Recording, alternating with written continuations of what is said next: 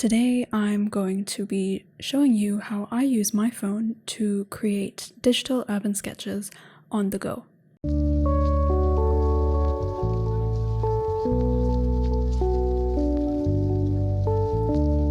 For 2022, I wanted to pay homage to the phone series that I have been dedicated to for the last 5+ years.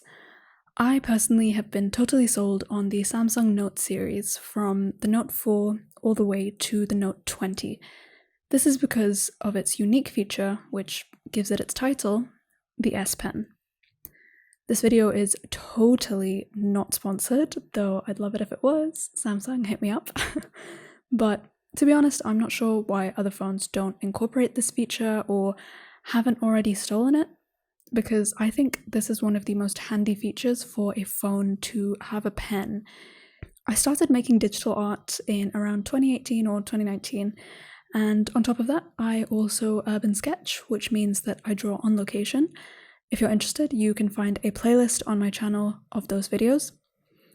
However, sometimes I'll want to sketch something when I'm outside, but I'm unable to get out my sketchbook and pen because the space may be too tight or I feel a little shy to do so. But what I can get out, what is publicly acceptable, is my phone. And because my phone, which is now my Note 20, has a pen, it is a no-brainer.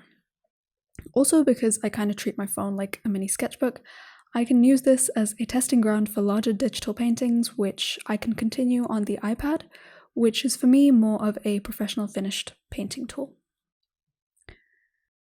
Today I'm going to show you how I like to use this extremely versatile phone to make digital urban sketches, the first two of which will be on live location, and then I will also show you how I draw from reference, just using my phone. Back in the day when I was just using my Note 4, I started off using Autodesk Sketchbook, which used to be paid but is now completely free, and it has amazing tools which I think is a great place to start for beginners. But after having used multiple digital art apps over the years, I have found that the interface is a bit too clunky for me now. So these days I personally love the app Infinite Painter, which I also use on my iPad. I recommend Heavy Paint as well, but they recently updated their UI, which makes it a bit cluttered, especially on a smaller phone screen. So I don't use it as much, but I still do recommend that you give it a try because it has quite unique features compared to other digital art apps, and both Infinite Painter and Heavy Paint have free and paid options. The first two sketches I'll be doing live, which is the first one of which is sketching the plants on my balcony. I'll basically sketch exactly as I do in my notebook, except on my phone. And this is kind of different because the options are more varied, and because of this, I find digital art a bit more daunting because it feels like there's more of a pressure to make it look perfect, though these days I'm starting to feel that less because I'm doing more digital art on my phone and I just don't have the time to make it look perfect. As well as that, there are more variables to factor in, like color and shape, and of course the nefarious undo button, which actually makes things a lot harder than easier compared to what people think. With regards to how I improve on my digital art, this year I've really loved Tiffany Mang's tutorials, which have helped me a lot to get to grips with Infinite Painter in particular. So you can check her out for more details on how I actually paint specific to this app. She has some really great tutorials, which I have listed in my playlists, but also you can check it out down below. Just as a basic rundown, I block in the main shapes with the lasso tool. I then start adding in details after that.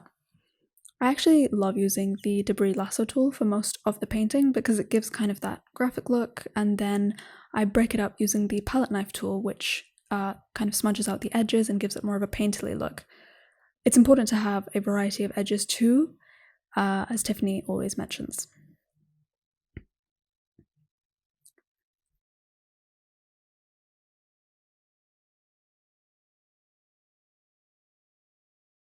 Okay, so now we're moving on to the second sketch where I'm sketching the view outside of our balcony.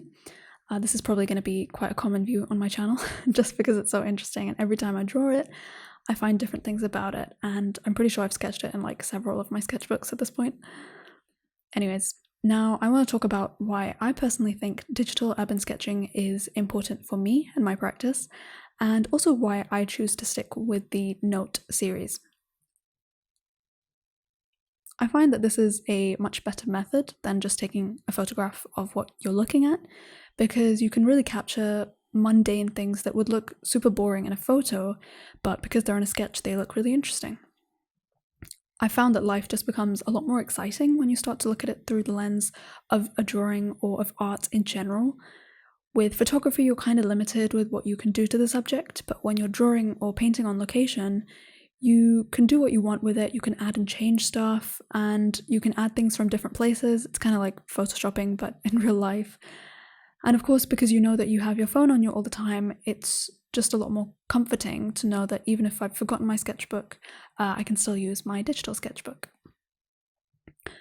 It's also obviously a lot less obvious than taking out a sketchbook and drawing, so it makes it a bit less daunting to do it in public. As well as that, I love digital sketching on my Note in particular because it's basically painting whilst drawing, which is personally what I love because I prefer drawing to painting, and I'm kind of daunted with just using a brush in general, so using a brush on location is like even worse. So it's a great way to add color to my work without having to bring out paints or oil pastels or whatever. Alright, so that was the second sketch, and now I'm going to move on to the third sketch where I will show you how I use reference photos to draw directly on my phone. So the cool thing about the Note series is that you can split the screen in half, so I use the reference photo at the top and the painting software at the bottom, and you can adjust the ratio of the two screens to make it work for you. I personally like to make the photo a bit smaller because, like Tiffany says, it's better to look at your reference photo as a thumbnail to see if the composition would work overall and to just understand the big shapes as opposed to getting kind of mithered in the details. So I generally make the photo smaller, and obviously this gives more room to paint. Normally I'll do this method if I find a cool photo online when I'm on the go, which I quickly want to paint and I don't have my iPad on me. Or, more often than not, I will find something that I like, but I'll only see it for a split second. For example, if I'm outside, I'm on the road, and I spot something that looks cool, I'll snap a photo and then directly use that as a reference to paint or draw what I found interesting. In this case, I'm painting a cool reflection that I quite liked in the window when the metro was passing, which obviously goes by in a few seconds, so I snapped a picture, and now I'm trying to capture that waviness which I really liked. In fact, this is kind of a subject that I really wanted to turn into a series, seeing the world through reflections and how that's kind of a metaphor for the fake world that we're living in, especially in Dubai because every building has a reflective surface pretty much. But that's a side note for another time, perhaps.